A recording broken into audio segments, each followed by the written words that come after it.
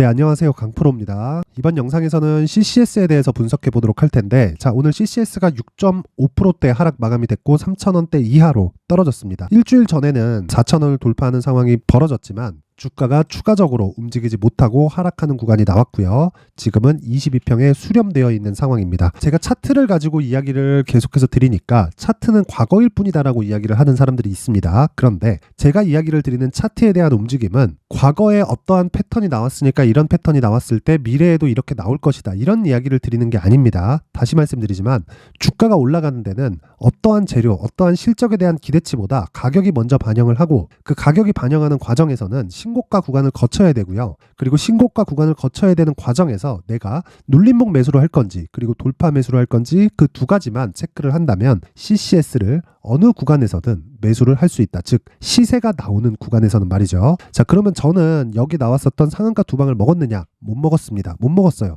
그리고 이 상한가 두 방이 나오는 기준은, 그쵸, 상한가가 여기서 나왔으면 먹을 수 있었지만, 그쵸, 이 구간을 지나서 여기 이틀을 쉬고 그리고 상한가를 보내고 여기서 재료가 나왔기 때문에 저는 수익을 못 낸 겁니다. 하지만 제가 냈었던 수익은 이 상한가 두 방이 나왔었던 수익을 못 낸 거지, 이 구간 있죠, 그쵸, 신고가를 만들고 그리고 매물 소화 과정을 거쳤으며 이렇게 바닥을 확인하는 과정을 거치고 나서 하루에, 자 보세요, 20% 정도의 추가 시세를, 그쵸, 발생을 시켰다. 그리고 나서 이틀 딱 쉬니까 상한가 두 방을 가버리더라고요. 아쉽지 않느냐? 아쉽습니다. 근데 요 내용을 잡을 수 있는 방법은 장중에 추격하는 것 말고는 없습니다. 그런데 장중에 추격이 가능할까요?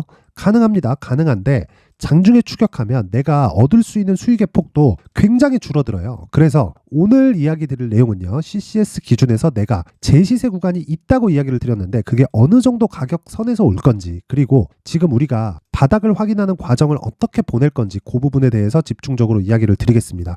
자, 우선 확인이 필요하겠죠. 그 확인은 제가 아까 전에 이렇게 말씀드렸죠. 10월 30일 날, 10월 30일 날, 그쵸, 요 내용이 왜 나온 건지를 다시 한번 이야기를 드리겠습니다. 쭉 올려서 보면 시간이 좀 지나다 보니까 많이 올려야 되는데, 일단 여기는 강프로의 무료 소통방이고요. 그리고 내용을 보면, 자, 10월 30일, 자 보세요, 10월 30일 있죠. 강프로의 무료 소통방 500분 있고요. 지금 500분이서 함께 하는 방입니다. 자, 내용 보세요. CCS 10월 30일, 그쵸, 시초가 8시 58분 장시작 전에 진입이 됐고요. 그리고 나서 상승폭을 확인해 보면 시가 대비해서 고가, 그쵸, 하루에 20% 가까운 수익 구간이 발생이 됐다. 근데 이 구간에서 우리가 알아야 되는 내용은, 그쵸, 신고가 이후라는 겁니다. 무슨 얘기냐면 초전도체 관련된 내용이 나오면서, 그쵸, 요렇게 올라간 거예요. 근데 그 사전 작업이 있었다는 겁니다. 여기서는 어떤 재료가 나왔느냐?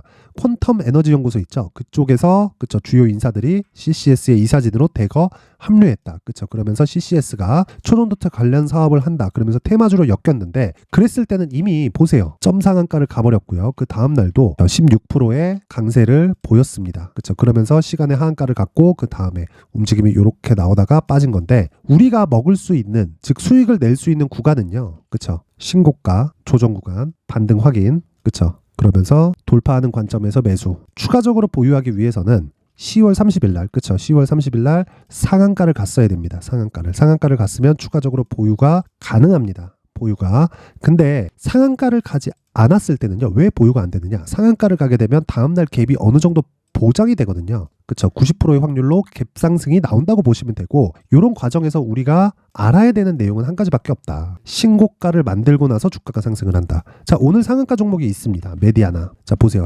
장중에 변동폭이 컸죠. 근데 왜 신고가를 만들면서, 그쵸, 재료를 터뜨리고 주가가 상승할까요? 그럼 우리는 저가 구간에서 어느 정도까지 수익을 낼 수 있을까요? 10에서 20% 전후. 그리고 오늘, 그쵸, 여기서 상한가를 가서 보유했다면 요런 내용이 만들어지는 겁니다. 근데 이런 구간은 제가 언제 공략을 했을까요? 자, 내용 확인할게요. 지난 금요일입니다. 지난 금요일. 자, 11월 17일 지난 금요일이죠. 그쵸, 지난 금요일이고, 정확하게 보시면 다시 시초가, 그쵸, 11월 17일 시초가에 진행이 되죠. 메디아나. 자, 보시면 시가 마이너스 1.9%. 즉 상승을 하는 부분만이 갭 상승에서 주가가 날아가는 게 아니라는 겁니다. 그 사전 작업이 분명히 있고, 그 시작점은 무조건 신고가 구간을 돌파하는 과정에서 나온다는 거예요.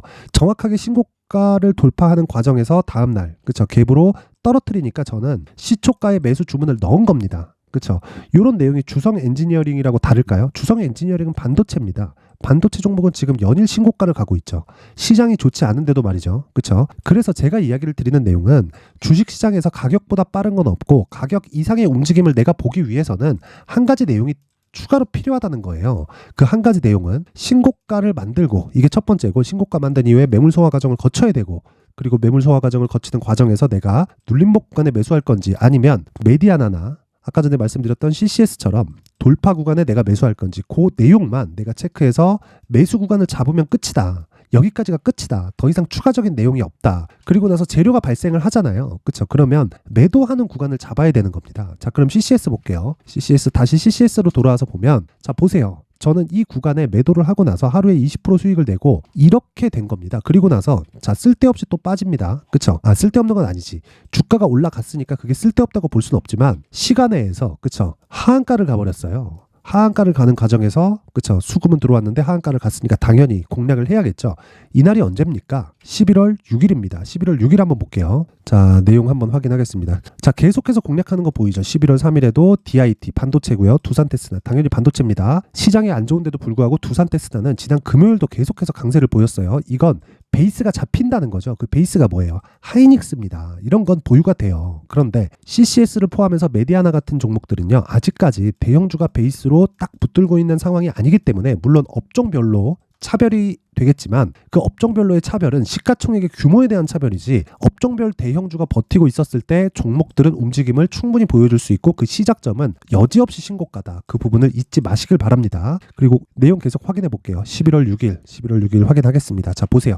11월 6일 CCS 시초감염에 들어가죠. 정확하게 8시 54분에 진행이 되고, 그리고서 제가 VI 진입, 보합권 상승, 매도 나갑니다. 이렇게 매매가 진행이 됩니다.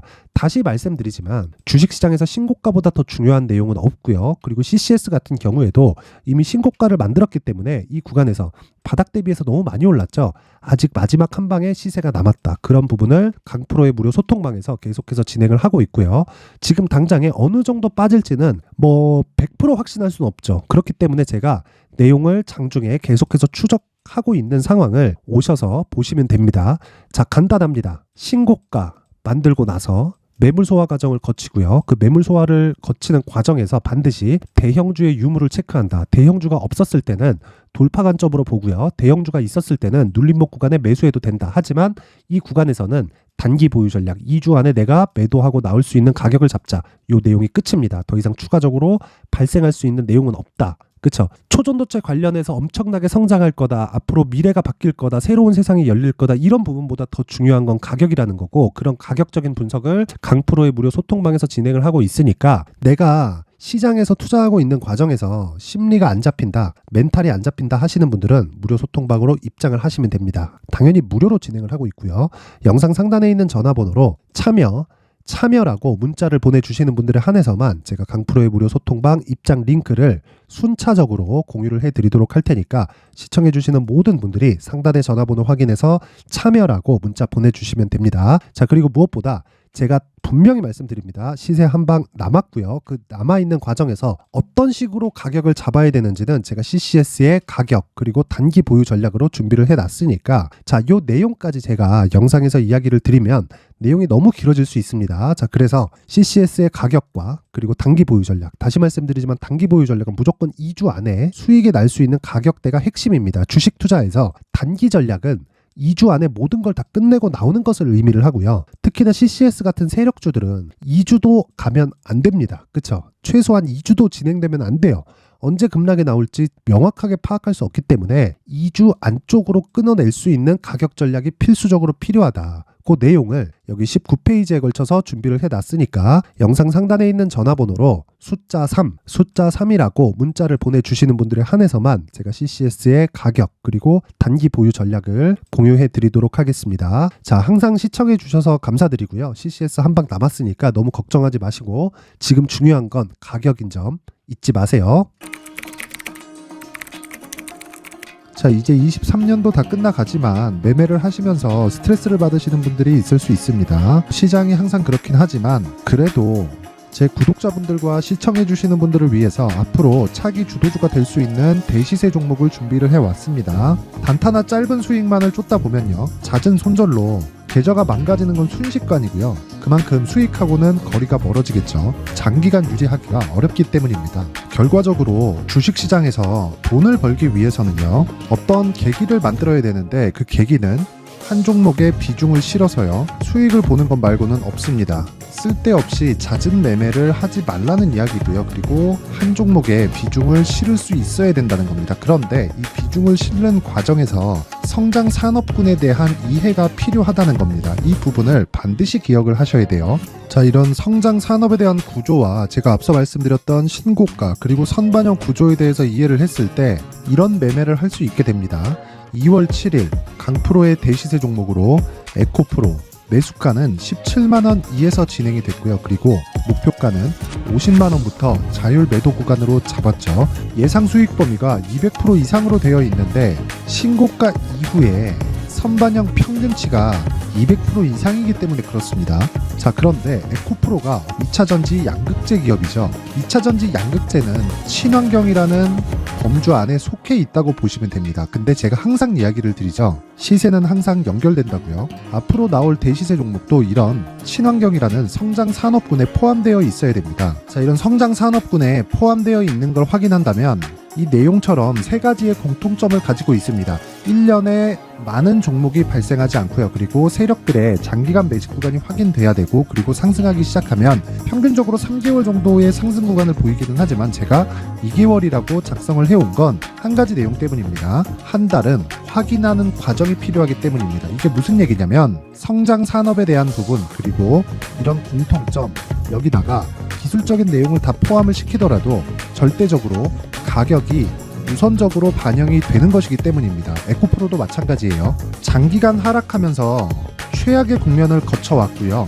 이 구간에서 먼저 하락을 했다는 건 앞서 말씀드렸던 내용처럼 고가에 대한 부분이 아니라 저가, 즉 나쁜 부분을 반영한 이후에 신고가를 발생을 시켰다는 건 앞으로 좋을 부분을 반영이 되고 있다는 거죠. 그런데 본격적인 시세는 신고가 이후라고 말씀을 드렸고 지금은 매물 소화 과정을 보내고 있습니다. 앞서 말씀드린 대로 가격 먼저 분석을 끝냈죠. 그리고 나서는 정부 정책의 방향과 맞는지를 체크를 해야 되는 겁니다.